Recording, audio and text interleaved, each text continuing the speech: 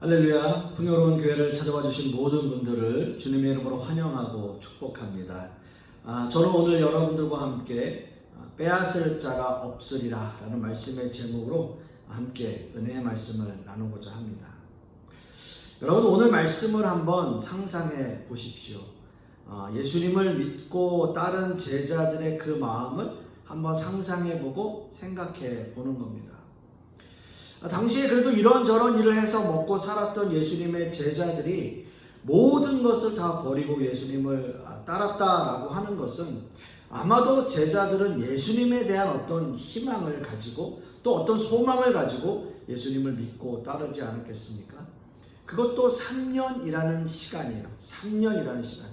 아마 그 3년이라는 시간은 결코 짧지 않은 시간이라고 생각됩니다. 그리고 그 중에는 결혼한 사람도 당연히 있었습니다. 베드로 같은 사람은 분명 결혼을 한 사람이죠. 성경에 베드로의 장모의 열병을 고치시는 사건이 나오고 있지 않습니까? 그렇다면 여러분, 집에서 뭔가를 기대하고 기다리고 있는 그 베드로의 부모님들, 부인 또는 자식들, 3년 동안 어떻게 살았을까요? 그렇다고 베드로가 좀 벌어놓은 돈이 있어서 그거 쓰면서 살고 있지는 않았던 것 같아요. 왜냐하면 예수님이 돌아가시고 나서 제자들이 다시 물고기를 잡으러 갔던 그러한 사건이 요한복음에 기록되어 있지 않습니까? 아마도 예수님의 제자들 역시 예수님이 민중을 일으켜서 로마를 무찌르고 이 나라를 다시 세워서 다윗의 영광을 다시 누리는 그날을 고대하면서 그때가 되면 우리는 분명 한 자리씩 차지하려고 하는 그런 마음에서 예수님을 따라다녔는지도 모르겠습니다. 그렇기 때문에 예수님의 제자들 사이에서도 서로 자리 다툼이 나곤 했었어요. 야고보와 요한의 어머니가 예수님께 청탁한 이야기, 여러분들 너무나 잘 알고 계시는 이야기 아닙니까? 그때 예수님이 이런 말씀을 하셨죠. 너희 중에 누구든지 으뜸이 되고자 하는 자는 너희의 종이 되어야 하리라 라는 말씀을 하십니다. 물론 제자들은 이해할 수 없는 말씀이었겠죠. 제자들의 생각과 예수님의 생각에는 참 많은 괴리가 또 차이가 있었던 것 같습니다. 그렇다면 다시 읽은 오늘의 본문 상황으로 한번 돌아와 보실까요? 아마도 다락방 강화에서 시작된 예수님의 말씀은 다락방을 떠나시면서 그 강화의 말씀이 계속 이어지고 있었습니다. 당시에 유대 지방에 많이 재배되어진 포도나무를 보시면서 예수님이야말로 참 포도나무이심을 선포하셨습니다. 그리고 예수님께서는 보혜사 성령에 대하여도 말씀을 하셨어요. 성령님은 우리를 도우시는 분이시고 모든 것을 생각나게 하실 것이고 또한 세상에 대하여 책망하실 것이다 라는 말씀을 하십니다. 그리고 이어서 오늘의 말씀이 시작된 거예요. 오늘 말씀은 그 시작부터 이해하기가 좀 어렵습니다. 오늘 이거 본문 16절 말씀에 조금 있으면 너희가 나를 보지 못하겠고 또 조금 있으면 나를 보리라 하시니 라고 말씀하고 계십니다. 조금 있으면 나를 보지 못하고 조금 있으면 나를 보리라. 지금껏 예수님께서는 어디론가 떠나십니다. 내가 떠나가야 너희에게 유익이다 라고 하시는 말씀처럼 뭔가 여기를 떠나실 것 같이 얘기를 하셨어요. 그런데 예수님이 이제는 조금 있으면 나를 볼 것이다 라는 말씀을 하시는 거죠. 늘 떠나신다고만 하셨던 예수님이 그렇게 말씀하셨는데 그렇게 하셨을 때는 뭔가 좀 이해할 수 있겠다. 내가 예수님이 어디로 가시는지 알아만 내면 내가 예수님 쫓아가야지 라고 생각했을지도 모르겠지만 이제는 다시 오시겠다라고 말씀하시니까 예수님께서는 이거 제자들은 너무나 혼란스러운 그런 상황이었겠죠. 이제는 예수님이 말씀하신 모든 것이 뒤죽박죽 엉망이 되어버리고 있습니다. 예수님이 어디론가 떠나신다고 하실 때는 정말 쫓아가야지, 어떻게든 알아내서 내가 목숨을 걸고라도 예수님을 따라가야지 생각했는데 조금 있으면 볼 수 있다라고 하시니까 제자들 입장에서는 어떻게 해야 할지 정말 난감한 상황이었겠죠. 오늘 이거 본문 말씀 17절과 18절 말씀에 제자들의 이런 혼란스러운 마음을 잘 나타내고 있는데요. 말씀을 보시면 제자 중에서 서로 말하되 우리에게 말씀하신 바 조금 있으면 나를 보지 못하겠고 또 조금 있으면 나를 보리라 하시며 또 내가 아버지께로 감이라 하신 것이 무슨 말씀이냐. 또 말하되 조금 있으면 이라 하신 말씀이 무슨 말씀이냐. 무엇을 말씀하시는지 알지 못하노라 하거늘 이라고 말씀하고 있어요. 여러분, 이 제자들의 마음이 또는 그 제자들 서로 이야기하는 모습이 여러분 좀 상상이 되셔야 돼요. 제가 서두에 말씀드린 것처럼 그 제자들의 모습을 한번 상상해 보십시오. 서로 막 귓속말을 해대가면서 서로 막 이야기를 나누면서 도대체 예수님은 어디로 가신다는 거야? 예수님 도대체 어떻게 되신다는 거야? 다시 오신다는 거야? 뭐야 도대체? 이렇게 이야기할 수 있었다라는 거죠. 예수님을 3년이나 따라다닌 제자들에게 닥친 최고의 위기의 순간이 아닌가라고 생각이 듭니다. 메시아로 믿고 따랐던 예수님은 어디론가 떠나신다고 하고 정작 제자들은 예수님이 어디로 가시는지 알지도 못하는 정말 난감한 상황을 맞이하게 된 제자들이죠. 예수님께서는 이 상황을 한마디로 이렇게 정의하셨어요. 근심이라고 말씀하셨어요. 근심. 아무리 발버둥 쳐도 어떤 길도 보이지 않을 때, 주님께서 어떤 응답도 하지 않으실 때, 마치 예수님이 십자가를 지시기 전 아무것도 알 수 없는 제자들의 마음과도 같은 상태, 근심 어린 상태라는 거죠. 저는 오늘 여러분들과 함께 빼앗을 자가 없으리라 라는 말씀의 제목으로 두 가지의 주제로 은혜의 말씀을 함께 나누기를 원합니다. 첫째로 근심입니다. 근심. 오늘 이거 보면 20절의 말씀을 함께 봅니다. 내가 진실로 진실로 너희에게 이르노니 너희는 곡하고 애통하겠으나 세상은 기뻐하리라. 너희는 근심하겠으나 너희 근심이 도리어 기쁨이 되리라. 아멘. 과연 제자들이 근심하게 된 이유는 무엇일까요? 예수님은 제자들에게 말씀하십니다. 너희는 근심하겠으나 라고 말씀하셨어요. 왜입니까? 아직 예수님의 십자가 사건을 알지 못하고 있는 제자들에게 닥칠 환난과 고난 때문이었겠죠. 제자들이 예수님의 십자가를 바라보게 될 때의 그 마음, 그 심정, 여러분 어떻겠어요?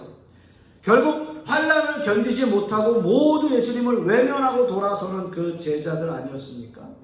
그 모든 일들을 고스란히 겪어야 하는 제자들의 마음은 너무나 고통이고 근심이고 또한 환난일 수밖에 없는 거죠. 그리고 지금 예수님과 제자들은 그 고난의 시작점에 도달해 있는 거예요. 마치 폭풍 전야 같은 그러한 상황이라는 겁니다. 오늘의 본문의 말씀에서 너희는 곡하고 애통하겠으나 라는 단어는 고대 근동에서 장례식에 애곡하는 모습을 표현하는 전형적인 단어입니다. 이 단어들은 예수님의 십자가 사건을 목격할 제자들의 마음을 예수님이 미리 말씀하시고 그렇게 계시하시는 거예요. 고통이라는 단어로 보여주시는 겁니다. 십자가에 예수님을 바라보며 곡하고 애통하게 될 제자들의 마음, 그 모습을 나타내고 있죠. 이것은 그들에게 근심이며 환난이며 고난일 수밖에 없는 것입니다. 예수님의 제자들은 처절하게 고난을 맛봅니다. 자신의 모든 것을 버리고 예수님을 따라다녔던 제자들은 자신들이 믿고 따랐던 예수님이 모든 사람들이 하나님의 저주를 받는 것이라 생각하는 십자가를 지실 때 예수님의 제자들이 심리적으로 겪는 고난은 이루 말로 표현할 수 없는 것이었어요. 그러나 중요한 것은 제자들이 겪는 고난이 그리고 근심에 쌓인 모든 환경들이 제자들에게는 필요한 상황이었다라는 거죠. 왜냐하면 이 상황을 이기고 견디지 못한다면 십자가 사건 이후에 올 부활의 영광마저도 그들은 받아들일 수가 없기 때문이에요. 지금은 철저히 십자가 사건 앞에서 자신의 환난과 고난과 근심을 이겨내는 것이 그들에게는 가장 중요한 문제였어요. 이제 제자들은 환난을 당할 것입니다. 지금 예수님의 십자가 사건을 앞두고 있는 제자들의 마음은 모든 것이 뒤죽박죽 아무것도 알 수 없고 어떤 길도 보이지 않고 어디로 가야 할지 알 수 없는 밤을 보내고 있는 거예요. 지금 제자들에게 요구되는 것은 예수님의 말씀 한마디 한마디 다시 한번 생각해 보는 거예요. 예수님이 나에게 무슨 말씀하셨지? 예수님이 이런 행동하실 때 어떤 말씀하셨지? 예수님께서 이런 환경 속에서 이런 상황 속에서는 무슨 말씀으로 우리를 위로하셨지? 그 말씀을 다시 한번 생각해 보는 겁니다. 물론 어렵겠죠. 물론 어렵습니다. 예수님의 행동들, 예수님의 말씀들 모든 것이 이해가 가지 않았기 때문이에요. 자신들의 발을 씻기시는 모습이나 성만찬을 나누시며 자신들에게 하는 말씀, 그리고 가롯 유다의 이해할 수 없는 행동들, 그리고 성령님에 관한 말씀들이 지금 그들은 이해가 가지 않았을 거예요.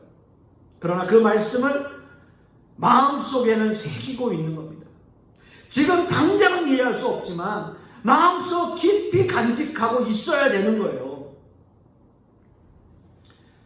제자들은 예수님의 십자가 사건을 목격하며 예수님이 자신들에게 하신 말씀을 떠올렸을 겁니다. 여러분, 마치 베드로가 예수님을 목숨 걸고 따른다라고 했을 때 예수님께서 이렇게 말씀하시잖아요. 네가 나를 3번 부인할 것이다. 네가 나를 3번 부인할 것이다. 그렇게 말씀하셨잖아요.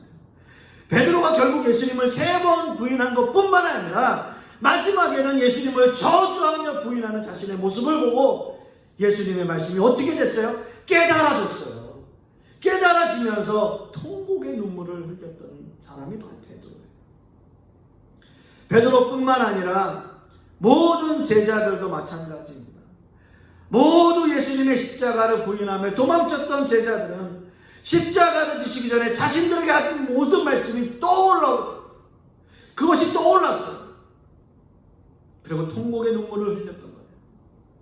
어찌 보면 이런 고난과 근심의 상황들은 제자들을 주님 앞으로 다시 세우기 위한 하나님의 특별한 훈련 방법이었는지도 모르겠어요. 사랑하는 성도 여러분, 이런 고난을 통해서 우리는 더 큰 믿음을 가지게 됩니다. 이 고난이 나에게 더 큰 축복을 허락하시는 하나님의 통로가 되기 때문인 것이죠. 예수님의 제자들 역시 지금 십자가 순환을 앞둔 캄캄하고 어두운 밤을 지내고 있습니다. 이 환난을 어떻게 극복할 수 있을까요? 그것은 바로 예수님의 말씀들을 마음속 깊이 새기고 기억하고 있는 거예요. 조금 있으면 나를 보리라. 조금 있으면 너희가 나를 보리라. 조금 있으면 너희가 나를 보리라. 그리고 너희 근심이 도리어 기쁨이 되리라. 너희의 근심이 도리어 기쁨이 되리라. 이 말씀을 그냥 붙잡는 거예요. 마음 깊이 새기는 거예요. 간직하고 있는 거예요. 물론 지금은 모르겠어요.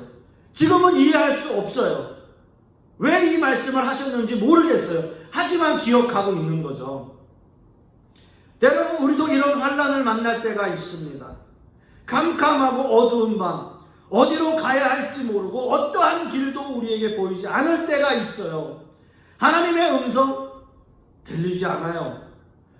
마치 우리를 외면하시면서 모른 척하고 계시는 그런 느낌처럼 느껴져요. 빨리 하나님의 말씀을 붙잡아야 할 시간입니다. 그 말씀 속에 모든 길이 있고요. 그 말씀 속에 주님의 음성이 있고요. 그 말씀 속에 능력이 있어요. 어떠한 근심과 고난, 어떠한 환경이 우리에게 닥친다 할지라도 주님께서 우리에게 주신 그 약속의 말씀을 붙잡으면 우리는 이겨낼 수 있는 거예요. 조금 있으면 나를 보리라. 너희의 근심이 도리어 기쁨이 되리라 라는 그 주님의 말씀, 우리에게 오히려 이 상황들이 기쁨이 될 것이라는 그 말씀에 확신을 갖고 붙잡는 거죠. 그리하여 모든 고난과 어려움을 이겨내시는 저와 여러분들 되실 수 있기를 간절히 소망하겠습니다. 두 번째는 기쁨은 누구도 빼앗을 수 없다는 겁니다. 오늘 이거 보면 22절의 말씀을 다시 한번 봅니다. 지금은 너희가 근심하나 내가 다시 너희를 보리니 너희 마음이 기쁠 것이요 너희 기쁨을 빼앗을 자가 없으리라.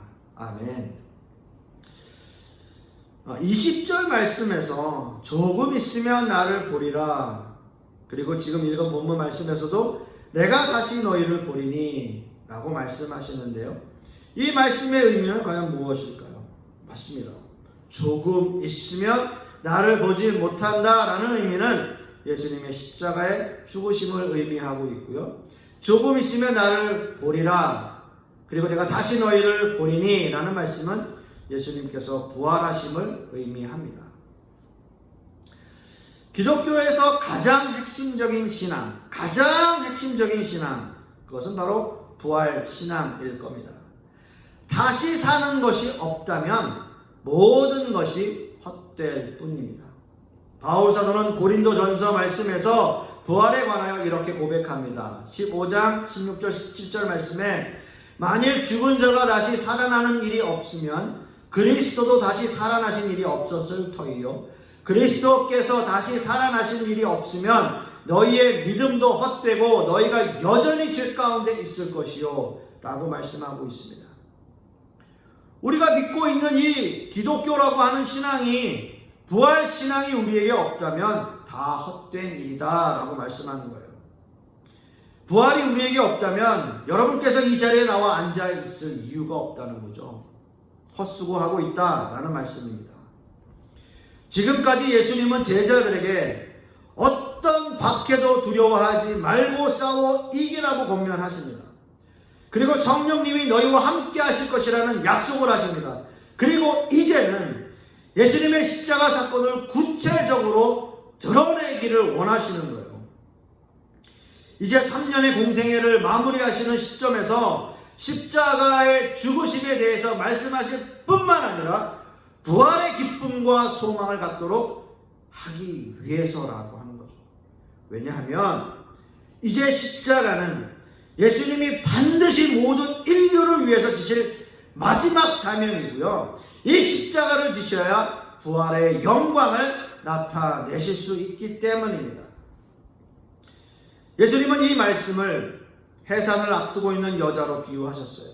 21절 말씀에서 여자가 해산하게 되면 그때가 이르렀으므로 근심하나 아기를 낳으면 세상에 사람 난 기쁨으로 말미암아 그 고통을 다시 기억하지 아니하느니라 라고 말씀하십니다. 특별히 예수님이 부활의 영광을 아이가 태어나는 기쁨으로 묘사하신 것은 예수님이 바로 부활의 첫 열매이고 둘째 아담이라는 말씀을 상징하고 있기 때문입니다. 첫 번째 아담은 여러분들이 너무나 잘 아시듯이 하나님 앞에 범죄하여 모든 인간이 죄인이 되어버렸지만 부활하신 예수님은 완전한 새 아담으로 모든 인간의 대표자이신 것이죠.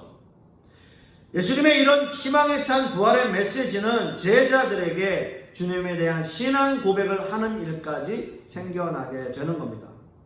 요한복음 16장 30절 말씀을 보시면 우리가 지금에야 주께서 모든 것을 아시고 또 사람의 물음을 기다리시지 않는 줄 아나이다. 이로써 하나님께로부터 나오심을 우리가 믿사옵나이다 라는 신앙 고백을 하게 되는 거죠. 물론 이 사건이 있고 난 후 예수님의 제자들이 모두 예수님을 떠나가는 사건이 있습니다. 당연히 그랬죠. 그것이 십자가의 죽으심이었습니다. 그러나 예수님의 부활의 메시지는 예수님의 제자들이 믿음에 대한 희망과 기쁨을 마음에 간직할 수 있는 그 의미가 있었어요. 우리는 성경을 통해서 예수님의 부활을 목격한 제자들의 모습을 보았습니다. 그들의 모습은 어땠나요? 물론 처음은 당황했겠죠. 믿어지지가 않았겠죠. 그리고 놀라웠겠죠. 그렇게 끝났습니까? 그렇게 끝났나요? 아닙니다. 예수님의 부활은 제자들의 진정한 기쁨이 되었고요. 그리고 주님이 허락한 성령을 경험한 예수님의 제자들의 모습은 모두가 다 하나같이 부활의 신앙을 마음에 새기고 목숨을 다하여 주님을 섬기는 사도들이 되었습니다. 이것이 제자들이 누리는 누구도 빼앗을 수 없는 진정한 기쁨이었습니다. 사랑하는 성도 여러분, 요한복음 16장 24절 하반절에 너희 기쁨이 충만하리라 라는 말씀이 있습니다. 이 말씀은 진정으로 영혼의 깊은 곳에서 우러나오는 진정한 기쁨을 의미하는 거죠. 이것은 주님과 완전한 은혜 가운데 있는 자들만이 느끼는 기쁨을 이야기합니다. 이 기쁨은 내 안에 부활의 소망을 가지고 사는 자만이 가지는 기쁨이에요. 우리는 살면서 이런 말을 하곤 하잖아요. 어떤 힘들고 어려운 일을 만나면 진짜 죽기밖에 더 하겠어? 죽기밖에 더 하겠어? 라는 말을 하곤 합니다. 사실 인간이 가장 두려워하는 것이 죽음 아니겠습니까? 그런데 우리가 가지는 가장 큰 두려움인 죽음에 대한 두려움이 사라진다면 사실 우리가 이 세상 살아가면서 이겨내지 못할 일은 없을 것입니다. 우리가 가진 이 부활의 기쁨은 어느 누구도 빼앗을 수 없는 하나님이 예수 그리스도를 통해 우리에게 주신 하나의 증표예요. 이 기쁨이 여러분에게 있으시다면 지금 이 시간 정말 캄캄하고 두려운 밤이 우리에게 있다 할지라도, 어떠한 고난과 고통과 환난 가운데 있다 할지라도 부활의 기쁨을 바라보는 저와 여러분들이 되시기를 간절히 소망합니다. 예수님께서는 우리에게 말씀하셨어요. 너희 기쁨을 빼앗을 자가 없으리라. 너희 기쁨을 빼앗을 자가 없으리라. 여러분 믿으십니까? 십자가 너머에 있는 부활의 기쁨을 여러분 바라보십시오. 세상 어느 누구도 빼앗을 수 없는 기쁨을 누리십시오. 그것은 하나님의 자녀인 우리가 이 세상 가운데서 누릴 수 있는 특권이며 권리입니다. 이러한 기쁨의 삶을 사시는 저와 여러분 되실 수 있기를 간절히 소망하겠습니다. 기도하겠습니다. 아버지 하나님, 그 제자들의 모습을 보면서 예수님께서 십자가를 지시기 전에 그 제자들의 모습, 참 그들의 모습이 참 어렵고 힘들고 혼란스러운 그러한 마음들 속에서 캄캄하고 어두운 밤을 보내고 있는 그 제자들의 모습이 상상이 되며 우리의 머릿속에 떠오릅니다.